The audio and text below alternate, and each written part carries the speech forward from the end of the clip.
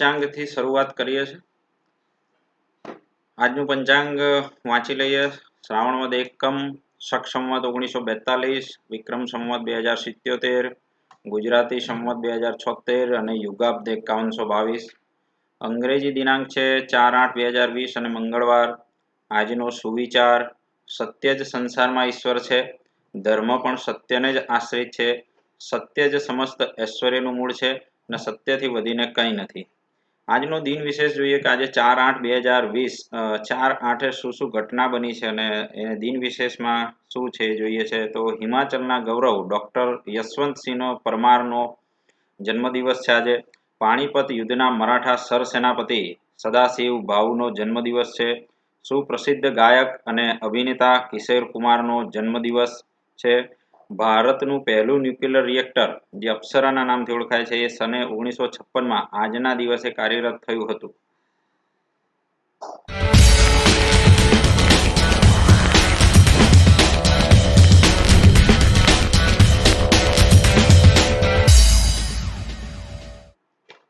નમસ્કાર। લેસન આજે આપણે સ્ટાર્ટ કરીએ છીએ ધોરણ 8 અંગ્રેજી, ક્યુ ફોર ક્વેશ્ચન, કેબીસી જેવી એક રમત અને એના લગતો એક પાઠ આપણે જોઈ ગયા છીએ। હવે એને લગતા મેચ એ અને બી જે આપણે એક્ટિવિટી બાકી રાખી હતી એ આજે લઈ લઈએ છીએ। તો મેચ એ અને બી માં જોઈએ છે કેટલાક પર્ટિક્યુલર સરખા શબ્દો સેમ વર્ડ્સ અહીંયા આપેલા છે અને એને લગતી એક એક્ટિવિટી છે, એને જોઈએ। તો અહીંયા સામે 5 એમાં છે અને બીમાં પણ 5 આપેલા છે, તો એ શબ્દો તરફ નજર કરીએ છીએ। તો કોમ્પિટિશન અને સામે અહીંયા આપેલું છે પાર્ટિસિપન્ટ છે, નોલેજ પર્સન છે, કોન્ટેસ્ટ છે, એન્કર છે, ફંડ ફોર એજ્યુકેશન। તો કોમ્પિટિશનને આપણે કોન્ટેસ્ટ પણ કહીએ છીએ, એટલે it is a same word. કોમ્પિટિશનનો સેમ વર્ડ અહીંયા કોન્ટેસ્ટ છે। બીજું છે સ્કોલરશિપ। સ્કોલરશિપ આપ જાણો એવો જ શબ્દ છે અને મેં લેસનમાં પણ તમને કહ્યો છે। તો અહીંયા એ પણ એ શબ્દને લાગુ પડે છે કે ફંડ ફોર એજ્યુકેશન, જે ફંડ એજ્યુકેશન માટે આપવામાં આવે છે સ્કોલરશિપ છે। એક્સપર્ટ, એક્સપર્ટનો અહીંયા સેમ શબ્દ કોણ છે તો નોલેજેબલ પર્સન છે, એ એક્સપર્ટ કહેવાય છે। આપણે ચેપ્ટરમાં જોયું છે। કન્ટેસ્ટન્ટ એટલે જે ભાગ લેનાર છે, તો અહીંયા ભાગ લેનાર માટે બીજો એક શબ્દ વપરાય છે પાર્ટિસિપન્ટ। જે પાર્ટિસિપેટ એટલે ભાગ લે છે એ પણ પાર્ટિસિપન્ટ કહેવાય છે। 5મા નંબરમાં છે હોસ્ટ। એ પણ મેં તમને વાત કરી હતી કે જે એન્કરિંગ કરે છે, અમિતાભ બચ્ચનનું તમને ઉદાહરણ આપવામાં આવ્યું હતું। એ હોસ્ટ એટલે કે એ એન્કર છે, એનો એ પર્યાય શબ્દ છે। તો અહીંયા આટલા શબ્દો એના સેમ વર્ડ્સ તરીકે તમે ઉપયોગમાં લઈ શકો છો। કેટલાક પ્રશ્નોના જવાબ એના આધારે અહીંયા આપવાના છે। Answer the following question, who is the host of the contest. તો કોન્ટેસ્ટને હોસ્ટ કોણે કર્યો છે, જે કેબીસી જેવો છે ફાસ્ટેસ્ટ ફિંગર ફર્સ્ટ ને એ બધું જે હોસ્ટ કર્યું છે કોણ છે તો ઇંગ્લિશ ટીચર હતા મિસ્ટર પરમાર, એ એમના હોસ્ટ છે। તો mister Parmar is the host of the contest. પહેલા પ્રશ્નનો જવાબ મળી ગયો છે। નંબર 2 ઉપર જઈએ। What is the name of the Vikas school. વિકાસની સ્કૂલનું નામ લખવાનું છે આપણે, તો સ્મિત વિદ્યાલય। એ મેં તમને આગળ ચેપ્ટરમાં જણાવ્યું છે કે the name of the Vikas school is Smit Vidyalaya અથવા તો Smit Vidyalaya is the name of Vikas school. આવા બંને રીતે તમે જવાબ આપી શકો છો। Who is Mr Bright, what does he do.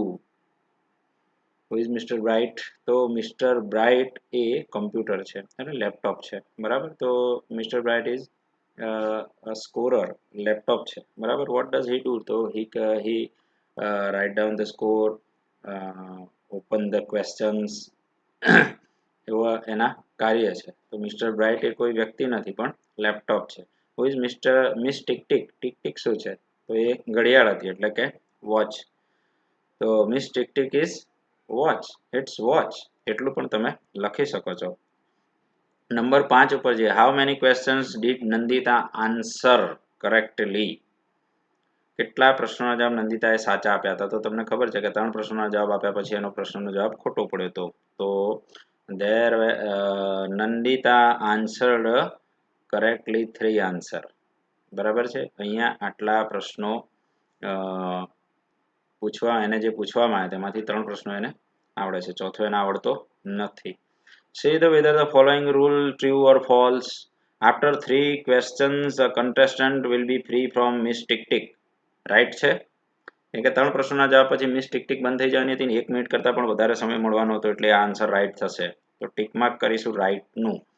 There is a helpline through which we can talk a person. બરાબર, એવી એક હેલ્પલાઇન પણ હતી કે જેનાથી આપણે વાત કરી શકીએ. તો એ પણ સાચું છે. The expert is an English teacher. Expert English teacher નહોતા. ઇંગ્લિશ ટીચર તો હોસ્ટ છે. તો એક્સપર્ટ કોણ હતા? એમના પ્રિન્સિપાલ. બરાબર છે, તો એ અહીંયા રોંગ થશે. નંબર 4 ઉપર આવે છે mister bright gives 1 minute time to the contestant.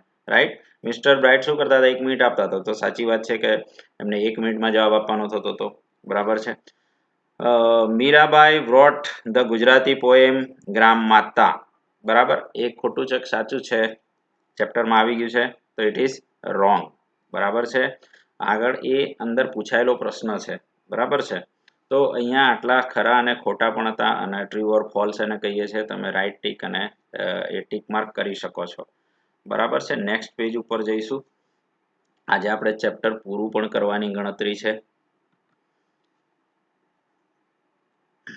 એક સરસ મજાનો આ વ્યક્તિ વિશે, પર્સન વિશે આપણે આજે જાણીશું. Here is the timeline of great Gujarati writer Kanhaiялal Munshi. It is known as KM Munshi. Okay, and it is a leader also.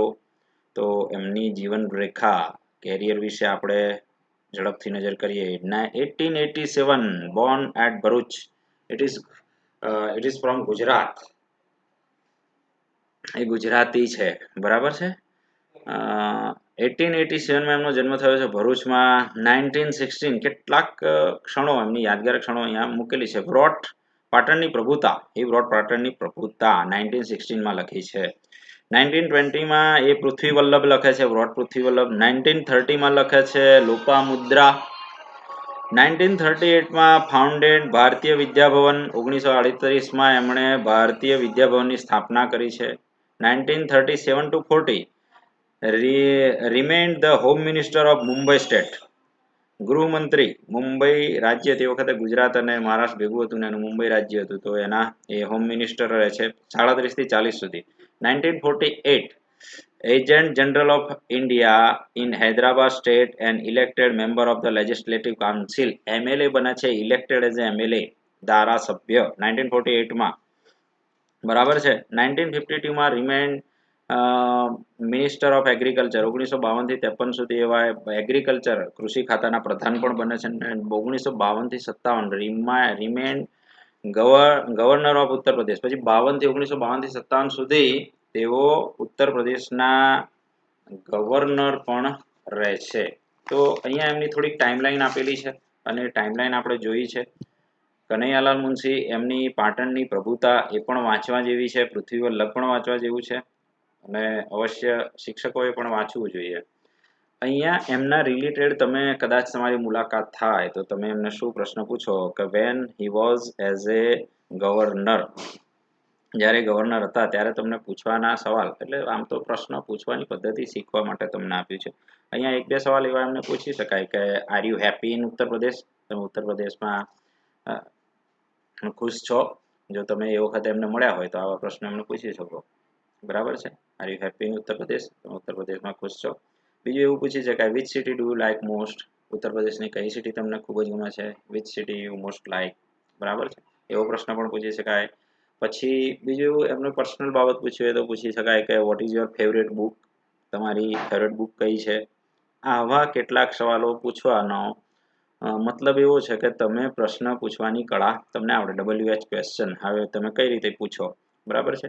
અહીંયા જેવી ટાઈમલાઈન આપી છે એવી તમારા ફાધર મધરની ટાઈમલાઈન પણ તમે તૈયાર કરી શકો છો. એના વિશેના 5 સેન્ટેન્સ લખી શકો. એ ક્યાં જન્મ્યા છે, મોસાળ ક્યાં હતું, બરાબર છે, પછી લગ્ન ક્યારે કર્યા છે, સંતાનો કેટલા છે, આવા કેટલાક પ્રશ્નો. કેટલું ભણેલા છે, BA ક્યારે પાસ કર્યું, 12મું ક્યારે પાસ કર્યું, નવું મકાન ક્યારે બનાવ્યું, આવા કેટલાક પ્રશ્નોની ટાઈમલાઈન તમે બનાવી શકો છો. બરાબર છે.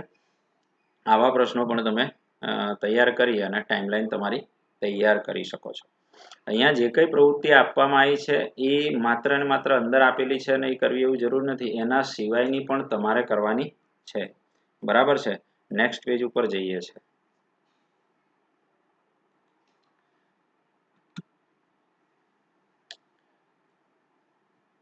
એક્ટિવિટી 6 એ આપી છે એના ઉપર ખૂબ ધ્યાન ઓછું આપીશું, ખાલી એકવાર હું વાંચી લઈશ. ખાસ અગત્યની નથી અને એમાં થોડુંક સેન્ટેન્સ આપેલા છે, એ સેન્ટેન્સને ક્રમમાં ગોઠવવાના છે અને ખાસ એટલું બધું એમાં ધ્યાન એવું છે કે આગળ એક પ્રવૃત્તિ આવી ગઈ છે એટલે હું એના ઉપર વિશેષ ધ્યાન નથી આપતો કે અહીંયા એક કોમ્પિટિશન ક્વિઝ કોમ્પિટિશન ગોઠવવાની છે તો એના સ્ટેપ આપેલા છે, તો હું તો ઝડપથી એકવાર વાંચી જાઉં છું. Make A group of 3 to 5 friends, 3 થી 5 મિત્રોનું ગ્રુપ બનાવો. Decide question for each round, દરેક રાઉન્ડમાં કેટલા પ્રશ્નો પૂછવા છે એ નક્કી કરો. Select A source and a quiz master, source એનું નક્કી કરો અને ક્વિઝ માસ્ટર એનો પૂછનાર નક્કી કરો. Give a name to each group, જે તમે ગ્રુપ બનાવ્યા છે એના નામ આપો. List question and then answer, એના પ્રશ્નોના જવાબ જે પૂછવાના છે એની યાદી બનાવી લો.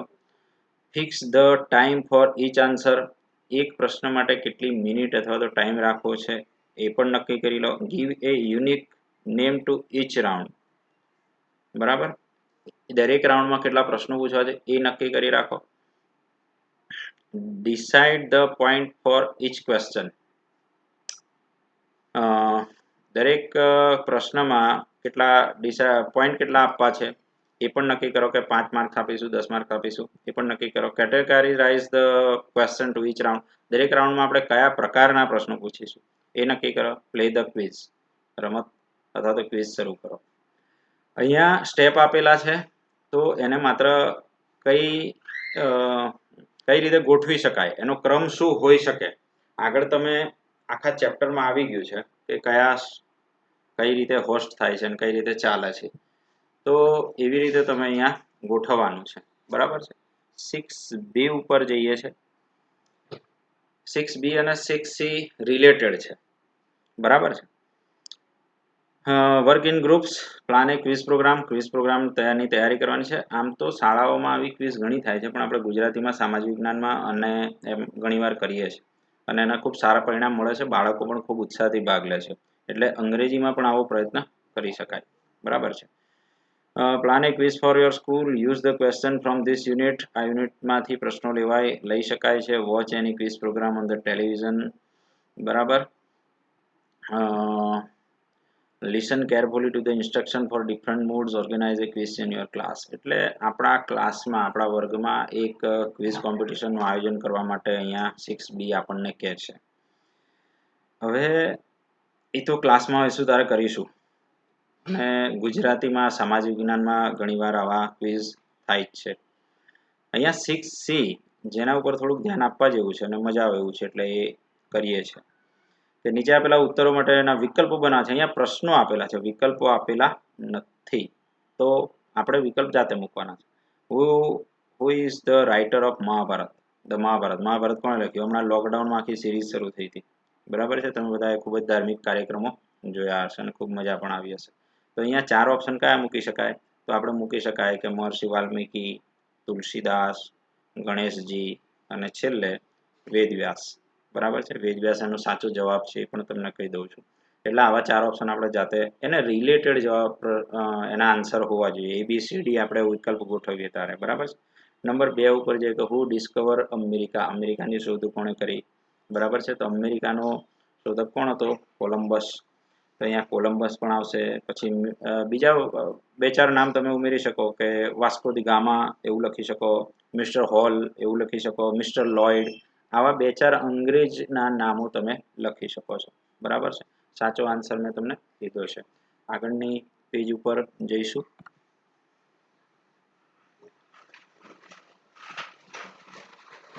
When did the Battle of Plassey take place? તમને ખબર છે કે પ્લાસી, તો એના ઓપ્શન આવા હોઈ શકે. પહેલા હું ઓપ્શન મૂકું છું. 1757 1757, 1857 1857, 1767 1767 અને 1867 1867. તમે ગેસ કરી શકો છો શું હોઈ શકે? પ્લાસીનું યુદ્ધ ક્યારે થયું? તો 1757 એનો રાઈટ આન્સર છે, તો એ અંદર સમાવેશમાં હોવો જોઈએ, એ 1757, રાઈટ. હવે અહીંયા આગળ આપણે એક્ટિવિટી 6D ઉપર જઈશું. 6A થી લઈને 6D એકબીજાને રિલેટેડ છે પણ એમાં 6C અને 6D માં આપણે વર્ક કરવું પડે એવું છે, એટલે અહીંયાથી હું તમને લઉં છું. તો 6D ઉપર જઈએ છે કે અહીંયા ઓપ્શન આપેલા છે, પ્રશ્ન આપણે બનાવવાનો છે. દાખલા તરીકે અહીંયા આપેલું છે ધ તાપી છે, ધ મહીસાગર છે, ધ નર્મદા છે, ધ વાત્રક છે. બરાબર, 4 નદીઓ આપેલી છે, તો એને રિલેટેડ કોઈ પ્રશ્ન બનાવી શકાય? તો ચોક્કસ બનાવી શકાય. તો અહીંયા આપણે એવું બનાવી શકાય છે કે ભાઈ સરદાર સરોવર ડેમ, બરાબર છે, તો એ ક્યાં આવેલું છે? નર્મદા ડેમ પર. તો એવું લખાઈ શકાય કે Sardar Sarovar dam situated on which river, બરાબર, એન વિચ રિવર. તો વિચ રિવર તો કઈ આવશે? તો નર્મદા. બરાબર છે, આવી રીતે પહેલો પ્રશ્ન તમે બનાવી શકો. આ સિવાય પણ તમે મહીસાગરનો બનાવી શકો, તાપીનો બનાવી શકો. બરાબર છે, નિયર ધ સિટી તમે લઈ શકો, તાપીનામાં કઈ સિટી આવી છે, તો બરાબર છે, એ સુરતથી તમે પ્રશ્ન બનાવી શકો છો. આવી રીતે પણ સવાલ બનાવી શકો છો. મેં અહીંયા ઉદાહરણ માટે એક બનાવ્યો છે. નંબર 2 ઉપર જઈશું. તો 2 ઉપર આપેલું છે કલ્પના ચાવલા, સુનીતા વિલિયમ્સ, રાકેશ શર્મા અને યુરી ગાગરીન, આ બધા અવકાશમાં ગયેલા પાત્રો છે. તો એના ઉપરથી આપણે એવો પ્રશ્ન લઈ શકીએ છે કે who travel in space for India, બરાબર, who travel in space for India. તો રાકેશ શર્મા કે તેઓ અવકાશમાં ગયા છે, તો એવો પ્રશ્ન લઈ શકાય, તો આપણને એનો જવાબ મળે. નંબર 3 ઉપર જઈએ છે, કોમ્પ્યુટર, લેપટોપ, ટેબ્લેટ્સ ને મોબાઈલ. તો એના માટે એક પ્રશ્ન એવો લઈ શકાય કે which is known as cellphone. ઉપરના 4 જે આપેલા છે એમાંથી which is known as cellphone, cellphone તરીકે કયો ઓળખાય છે? તો મોબાઈલ. આવો એક પ્રશ્ન, સાદો પ્રશ્ન તમે મૂકી શકો છો. અહીંયા મેં બને એટલા સરળ પ્રશ્નો લીધા છે. નંબર 4 આપેલું છે પ્રેમાનંદ, નરસિંહ મહેતા, કનૈયાલાલ મુનશી અને ઉમાશંકર જોશી. 4 આપણા ગુજરાતના કવિઓ છે. બરાબર છે, તો આપણે એવો પ્રશ્ન લઈ શકીએ કે હુ રોટ વૈષ્ણવ પોએટ્રી, બરાબર, અથવા તો હુ રોટ પદ, ગુજરાતીમાં પદ કહીએ છીએ, બરાબર. તો એમાં નરસિંહ મહેતા, આપણને ભક્તિ સોંગ એવું પણ પૂછી શકાય, હુ રોટ ભક્તિ સોંગ ફોર ઇન ગુજરાતી, તો પણ આપણે નરસિંહ મહેતાનો જવાબ મેળવી શકીએ. તો આવા તમે પ્રશ્નો લઈ શક્યા છો. નંબર 5 ઉપર જઈશું. સોલર એનર્જી, ઓઇલ, પેટ્રોલ અને કોલ, આ 4 ફ્યુઅલ છે. સોલર એનર્જી છે, ઓઇલ છે, પેટ્રોલ છે, કોલ છે. તો એમાંથી આપણે એક પ્રશ્ન બનાવવાનો હોય તો કયું બનાવી શકાય? તો which is the renewable resources, એવો પ્રશ્ન લખાય. વિચ ઇઝ રિન્યુએબલ રિસોર્સિસ એટલે ફરી પ્રાપ્ત કરી શકાય એવી ઉર્જા કઈ છે? તો સોલર એનર્જી. બરાબર છે, ઓઇલ, પેટ્રોલ અને કોલ વાપરી શકાતા ફરી વાપરી શકાતા નથી. તો આવો એક પ્રશ્ન આપણે બનાવી શકીએ છીએ. નંબર 6 પણ પૂરો થઈ ગયો છે. ના, 6 છે સીએનજી, પીએનજી, એલપીજી ને પેટ્રોલ. બરાબર, આ પણ એનું જ સ્વરૂપ છે. તો એના માટે કયો પ્રશ્ન બનાવી શકાય? સીએનજી છે, પીએનજી, એલપીજી છે, પેટ્રોલ છે. બરાબર છે, આ 3 તો ગાડીમાં ભરી શકાય છે, પેટ્રોલ છે, એલપીજી, સીએનજી. પણ પીએનજી શેના માટે વપરાય છે? કુકિંગ માટે.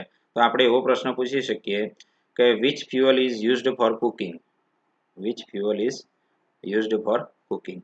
બરાબર છે, આ 4 માંથી કયું કુકિંગ માટે વપરાય છે? તો પીએનજી. આવી રીતે એ સવાલ તમે લઈ શકો છો. નંબર 7 ઉપર આવીએ છીએ. અહીંયા આપેલું છે પોરબંદર, અમદાવાદ, કરમસદ, નડિયાદ.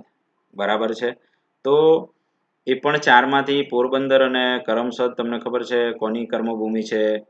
પોરબંદર કોની છે? તો એવો પ્રશ્ન પૂછી શકાય કે where did Mahatma Gandhi Born, where did Mahatma Gandhi Born. તો એ ક્યાં જન્મ્યા છે મહાત્મા ગાંધી? તો અંદર જવાબ તમે મેળવી શકો કે પોરબંદર. તો આવી રીતે 7મો પ્રશ્ન પણ તમે એવી રીતે બનાવી શકો છો. નંબર 8 ઉપર જઈએ છે. જુનાગઢ, અમદાવાદ, સુરત ને કચ્છ.